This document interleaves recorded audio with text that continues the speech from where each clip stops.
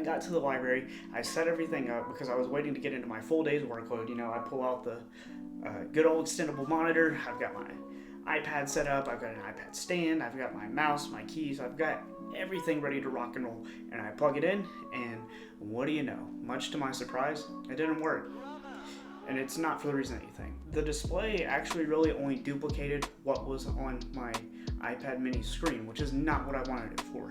I had to have it for another monitor so I could drag and drop applications and windows so I could work a little bit faster as opposed to just being on one singular screen. The fault ultimately lies with the iPad mini because of the chipset that it has. I believe it's the Ionic or Bionic 15, don't quote me on it, but what I do know for a fact is if you're wanting to run an extendable monitor on a Mac operating system, you have to have the M1 chip. That I can tell you for a fact. I've looked it up, I did plenty of research.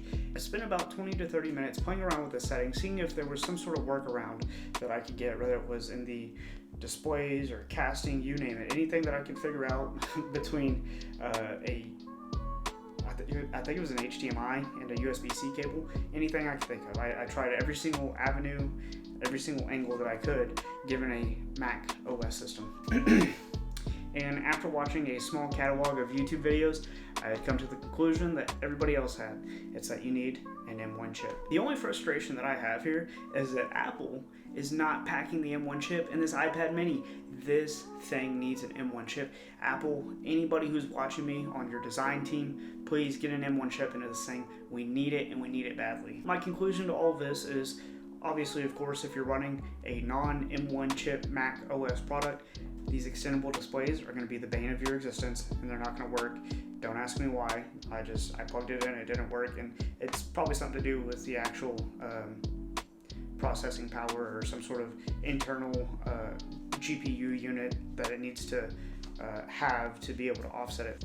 I will say this video is a bit of a double-edged sword because I had asked myself whenever I set out on doing these product reviews, I was like, okay, well, when are we going to hit a point that something does not fit and I'm going to have to send it back because the product just does not do what it says it's capable of doing. And this isn't 100% a manufacturer's fault.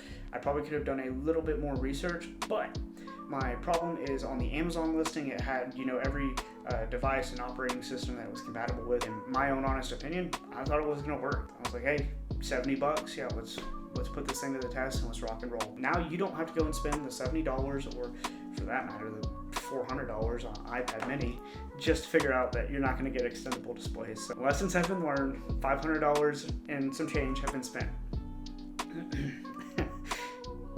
At the end of the day, I don't have a current workaround for what is the right way or wrong way to go about putting an extendable monitor onto the iPad. There are a couple other solutions floating around out there, but I think they're a bit contrived for what I'm trying to do in my own personal day-to-day use, because my ultimate goal of what I'm trying to accomplish here is I gotta cut out having extra cables and adapters and having 5 things, just one run system.